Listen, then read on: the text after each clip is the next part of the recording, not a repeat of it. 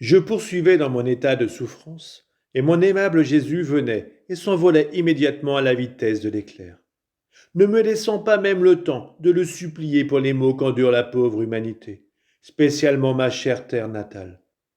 Quel coup pour mon cœur que cette invasion d'étrangers chez nous. Jésus me l'avait pourtant dit auparavant pour me faire prier. Mais quand je le prie, il me dit, je serai inexorable. Cette fois, j'insistais en disant, Jésus, ne veux-tu pas avoir pitié? Ne vois-tu pas que les villes sont détruites et que les gens sont nus et affamés? Oh Jésus, comme tu es devenu dur. Et il me répondit, ma fille, les villes et les grandeurs de la terre ne comptent pas pour moi. Ce sont les âmes qui comptent pour moi. Après avoir été détruites, les villes, les églises et les autres choses peuvent être reconstruites. Au déluge, n'ai-je pas tout détruit? Tout n'a-t-il pas été reconstruit par la suite?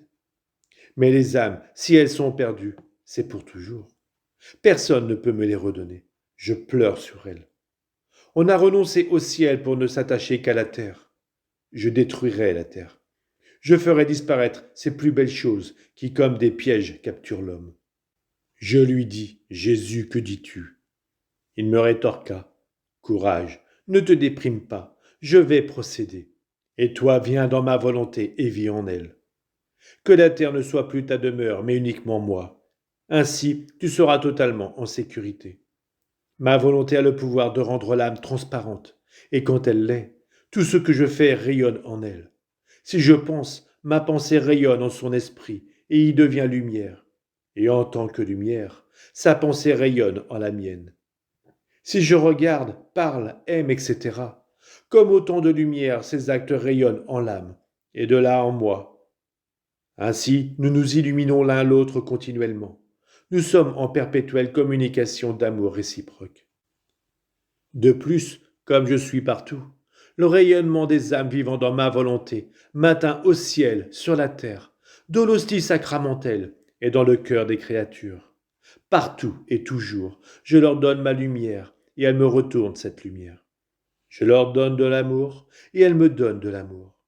Elles sont mes demeures terrestres où je me réfugie pour échapper à la nausée que me donnent les autres créatures. Oh, comme il est beau de vivre dans ma volonté.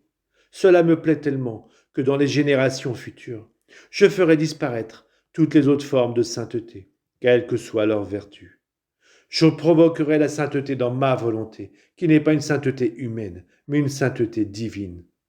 Cette sainteté sera si haute que, comme des soleils, les âmes qui la vivront éclipseront les étoiles qui étaient les saints des générations passées.